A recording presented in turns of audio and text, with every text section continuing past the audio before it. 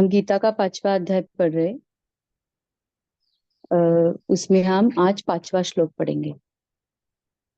भगवान बोल रहे हैं, श्री भगवान उवाच यत्सांख्ये प्राप्यते स्थानं तद्योगैरपि गम्यते एकं सांख्यं च योगं च य पश्यति स पश्यति यत्सांख्ये प्राप्यते स्थानं तद्योगैरपि गम्यते एकं सांख्यं च योगं च यह पश्यति स पश्यति।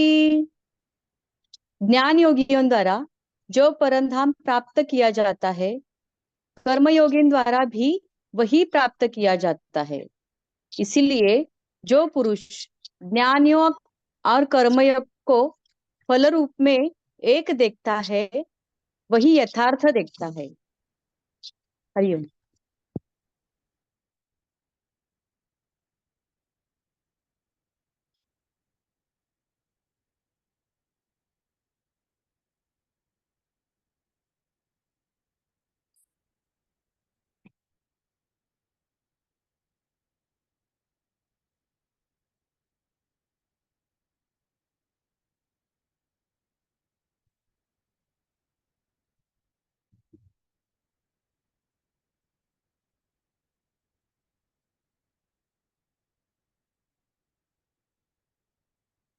आज एक प्रश्न मैं आप सबसे पूछने वाली हूँ। क्या संसार में ऐसा कोई मनुष्य है शत्रु बनाने की इच्छा रखता है?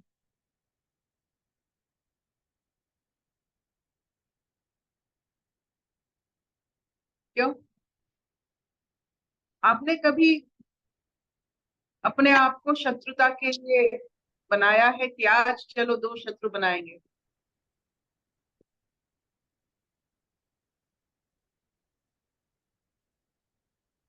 पता नहीं, हमने तो ऐसे कभी सोचा नहीं। तो आप सबको पूछ रही हूँ कि शत्रुता क्या कोई भी व्यक्ति बनाना चाहता है? अगर नहीं, ये सबसे बड़ी कुदरती आशीर्वाद। हम सोच भी नहीं सकते हैं कि चलो आज शत्रु बनाए, चलो किसी के साथ आज युद्ध करे। ऐसा होता नहीं।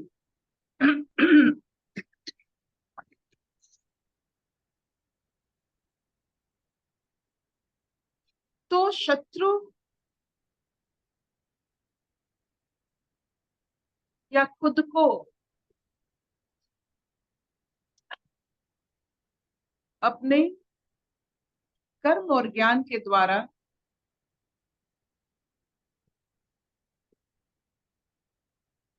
हमें इतना पता है कि हम किसी को शत्रु नहीं बनाना चाहते।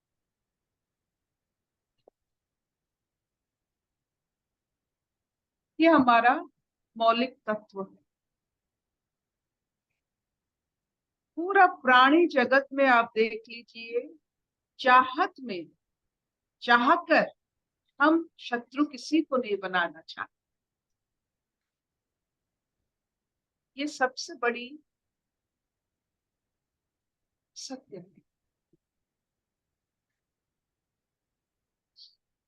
तो कैसे ये शत्रुता फिर पलती है इस संसार में? जब खुद को हम स्वीकार नहीं करते हैं, खुद की आचरण को सम्मान नहीं दे सकते हैं, खुद से खुद को चुराते हैं, अपने खुद की जो तत्व है, जो सारांश है, उससे हम आंख मिला नहीं पाते। तो खुद से पहले शत्रुता होती है। If you are not comfortable with your self, if you are not comfortable with your body mind, जो आप सोचते हो उसके साथ आप कंफर्टेबल नहीं हो, आप शत्रुता आचरण करते हो, वो आचरण में आ जाते हैं शत्रुता। आपका मन, वचन और शरीर एक जैसा अगर बात नहीं करता, मन अलग, वचन अलग, शरीर अलग, तो यही द्वंद्व तो युद्ध है। और युद्ध तो शत्रु के बीच में होता है। बाय डिफॉल्ट हम अपने शत्रु बन जाते हैं। जहां द्वंद्व वहां शत्रु। क्या हमें इतनी शिक्षा मिली है इस संसार में, प्रकृति से, अपने कुल से, अपने खुद की चेतना से, कि हम द्वंद्व में ना रहें, सीधा साधा साझा समाधान हमें मिल जाए। जब हम द्वंद्व में रहते हैं, खुद के साथ शत्रुता की आचरण कर, युद्ध कर, जो हमारी प्राकृतिक स्थिति नहीं है। आप अगर देखोगे अपने किसके साथ बड़ी लंबे समय तक शत्रुता निभाइए, तो खुद के साथ।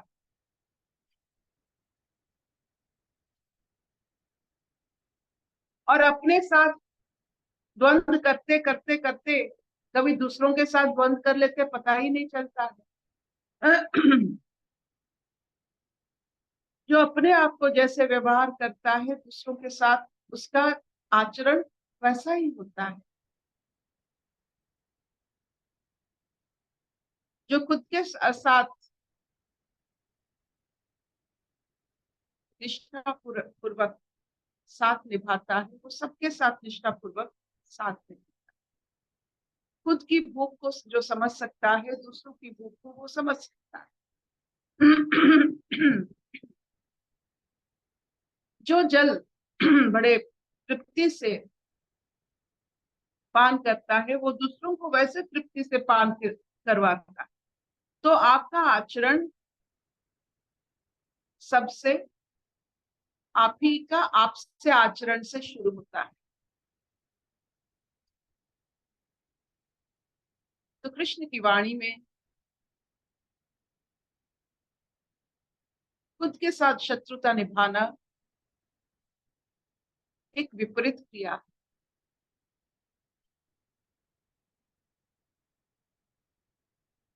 जिसके कारण तनाव, युद्ध चलता रहता है। अशांत वातावरण में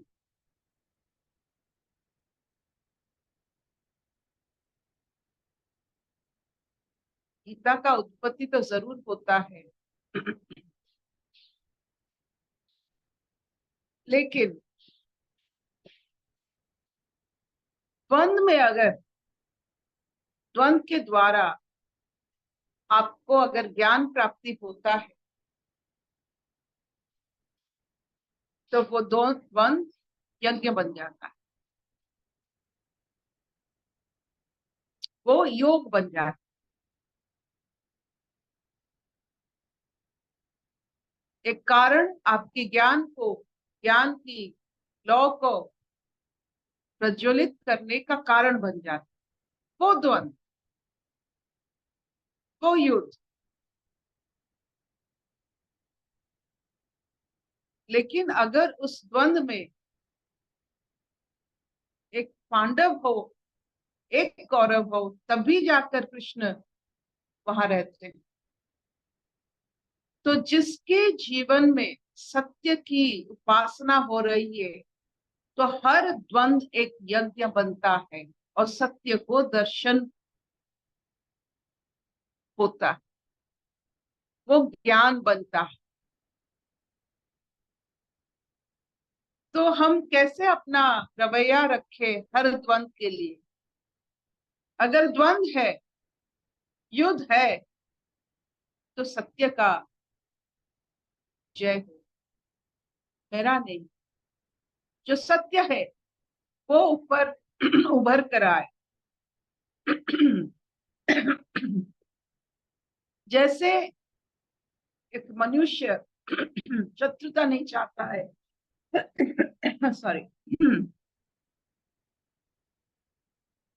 वैसे असत्य भी नहीं चाहता।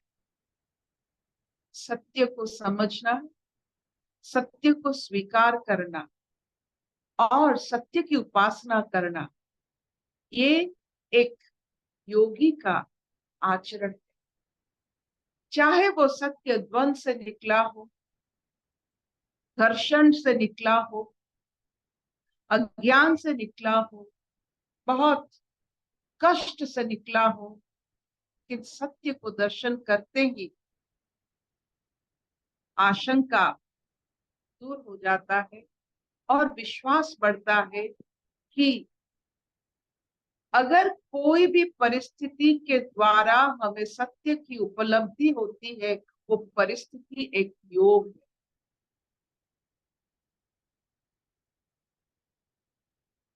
महाभारत योग है, जिसके कारण गीता की सृष्टि हुआ। तो आपका द्वंद अगर सत्य को प्राप्ति करवाता है, वो योग बन जाता है। अगर आपका परिस्थिति आपको सत्य की दर्शन नहीं करवाता है, तो वो भोग बन जाता है।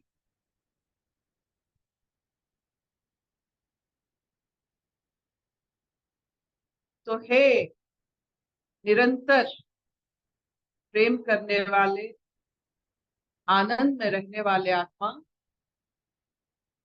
तो सांसारिक कर्म के द्वारा सत्य की उपलब्धि को, जो ज्ञान का उत्सव है,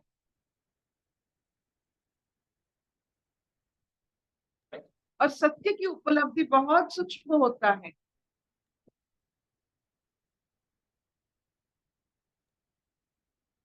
और सत्य की जो उपलब्धि होता है ज्ञान के माध्यम से, वो आपका साथ कभी नहीं छोड़ेगा। अगर हमें पूछा जाए कि आपकी साथी कौन है, हमारे सत्य की उपलब्धि की जो इच्छा है, जिज्ञासा है, सत्य को हम दर्शन करने की अभिलाषी है, स्वीकार करने की हमें उतना ज्ञान है, कौशल है।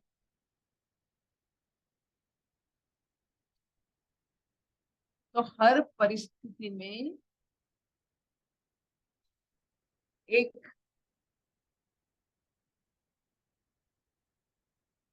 सत्य मिलता है, जो हर युग के लिए सही है। युग बदलने से सत्य नहीं बदलता, आज तक नहीं बदला। कितने युग गए आए, सत्य वो है जिसे समय बदल नहीं सकता। क्या आप में वो सब उपलब्धि है जो समय के साथ बदलता नहीं है? सोच बदल सकते हैं, सत्य नहीं। क्या आपके, जो हम बचपन में पढ़ते थे ना, एक राजा था, एक राजकुमार थी, राजकुमारी की कुछ असुविधा के कारण वो कहीं हो गई थी, उसका जीवन कहीं था, उसको असुरगण, तो ऐसे जो होते हैं फरुआ जिसे कहते हैं, जिसपे हम सबसे नायाब चीज रखते हैं, क्या आपकी इस जीवन में सत्य की कितने अनुभूति है?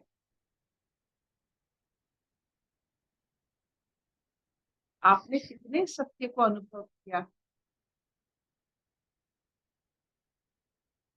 एक बार खुद का गीता खोल के देखिए।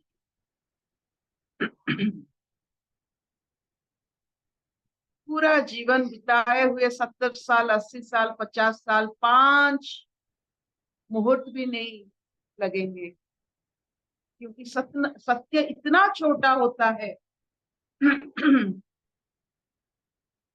और इतना बलशाली होता है, पूरा उम्र जैसे सिमट कर कुछ क्षण में आ जाएगा और लगेगा जिस क्षण में आपने सत्य की उपलब्धि की थी वही जीवन था।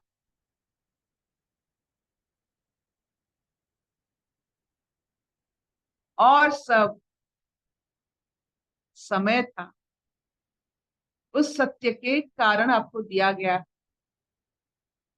तो पूरा जीवन जो आपको बहुत भारी भरकम लगता है, एक सत्य की उपासना से वो केवल कुछ क्षण हो जाते हैं और क्षण का जीवन बहुत आरामदायक होता है। उसका जो हमारे ऊपर जो उसका असर नहीं पड़ता है, you will never feel the long life.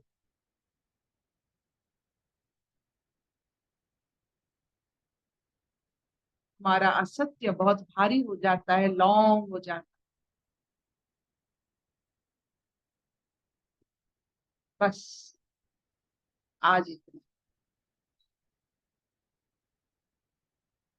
कुछ मिला आपको?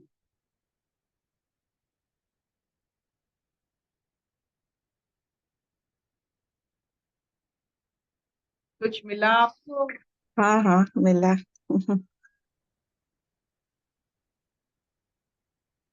वैशाली जी? हाँ अर्पिता। हाँ सब रोज रोज तो कुछ ना कुछ समझ बढ़ती रहती है एक्चुअली। तो आज कुछ बोलने का भाव नहीं है।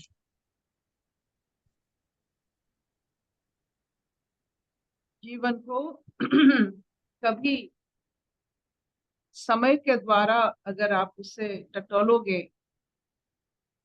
कैलेंडर के द्वारा,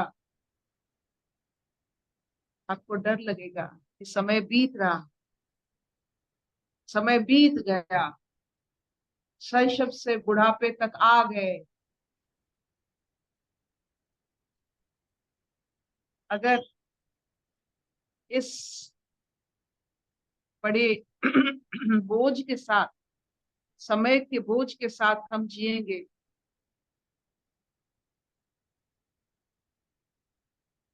तो डर लगेगा सूर्य उदय की चाहत का, कि फिर और एक दिन। जब दिन और रात का कोई हिसाब नहीं,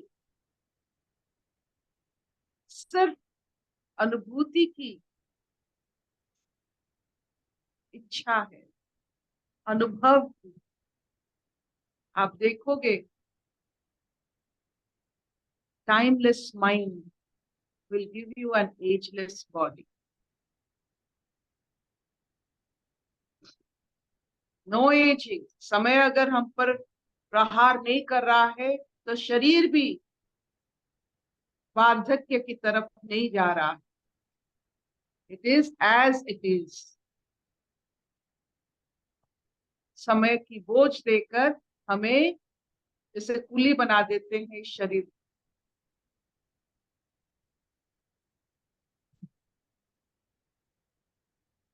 सत्य की सूक्ष्मता से हम कुली नहीं बनते हैं, शरीर बोझ नहीं लेता है, एक फरुआ बन जाता है। It becomes a beautiful box which keeps सत्य। जैसे आपने देखा है ऑयस्टर्स जो पर्ल रखते हैं, वैसे हम सिर्फ एक फरुआ बन जाते हैं जिसमें सत्य बनती है।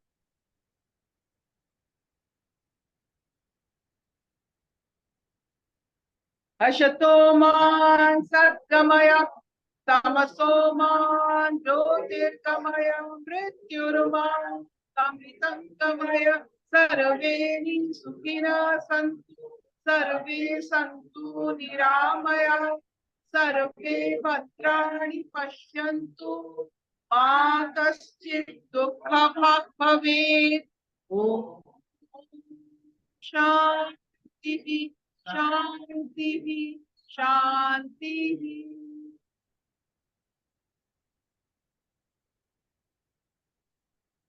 सब प्रेमियों को प्रणाम, नमस्कार। सब सत्य उपासकों को बहुत आभार और प्यार।